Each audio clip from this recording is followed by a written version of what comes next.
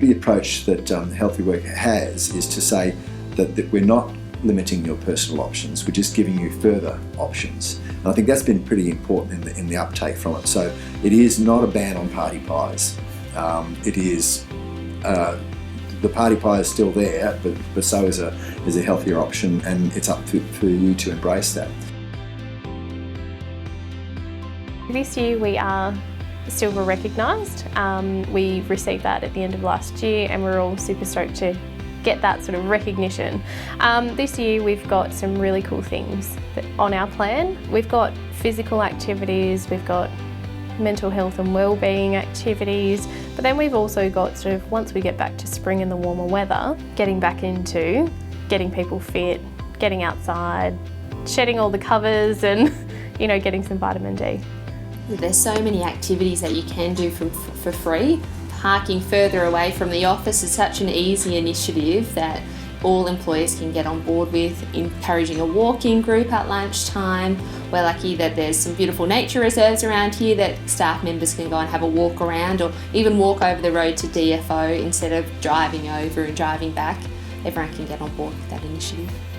In our first 12-month health and wellbeing plan, Bumco Minor sort of had a look at the survey. So Healthier Work provided us with a survey that we jumped online. Everybody did an individual one, and it allowed us to hone in on the specific needs of our business. So we introduced a fruit basket to the office. We had stand-up meetings, walking meetings as well, which were good. The stand-up meetings were actually quite funny. There was sometimes a bit of a competition. We had one that went for 3 hours, and it turned into a competition as to who was going to sit first, but we all survived it. We also introduced a lot of posters around the office, emails out as well. When you're on the phone, standing up when you're on the phone, small things like that made a big change in the office. We also entered in some fun runs throughout the year. We went in the Canberra Times fun run, wearing the hard hats and the high-vis vests. That was a good experience. We also entered in the Mother's Day Classic 5K run that year as well. We learnt heaps about staff consultation. We learnt heaps about what are the drivers for some people. We also learnt quite a lot about, you know, those sorts of things that people resist to.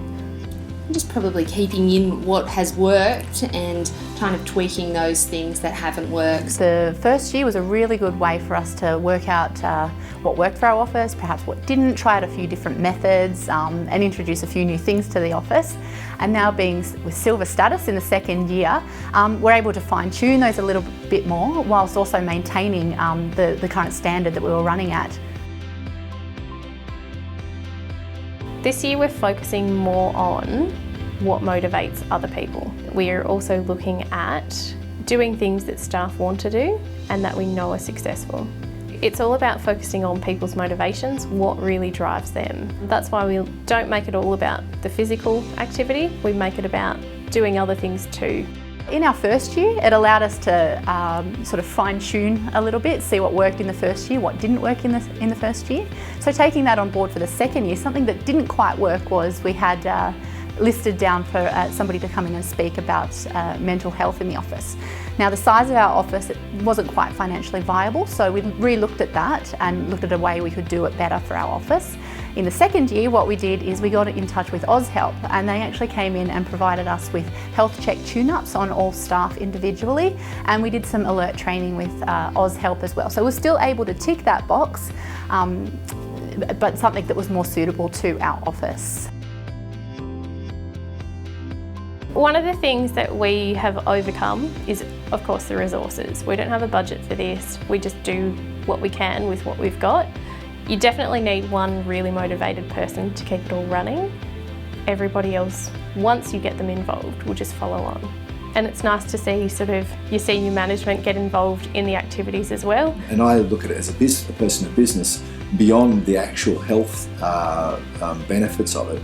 And one of them is, is work with Kelly here. It's a terrific thing for junior leaders. It's a great platform for junior leaders to get a hold of and to make a difference in their team and show some of the leadership skills that they might not be otherwise able to do in their normal their normal role. For me, it's sort of like a river. You know, you get in the river. There's people who don't want to swim at all, but they're still going to be going in that general direction. There are people who really want to embrace it and get and swim hard, and they'll be way down the river. But it becomes increasingly more difficult for people who have no interest in trying to look after themselves to swim against the current. You know, they are just taken through. These sort of programs pull that team together at a more sort of a fundamental level. So I think that's really very useful. And the other thing is we eat a lot less party pies, which is probably good as well.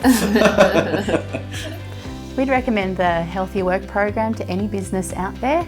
It was actually fairly simple to set up, and that's thanks to the Healthier Work team. They made it very easy. They have lots of information. They're always really eager to share it, which is fantastic. After the initial setup, it's not very resource intensive at all. A little reminder here or there, and it's just about changing the environment of the office. After a few months, it almost becomes a little bit automated, that you always think, what's the healthier option out there? You want happy, healthy, productive staff, and this is the program for it. We're all healthy and happy, right guys?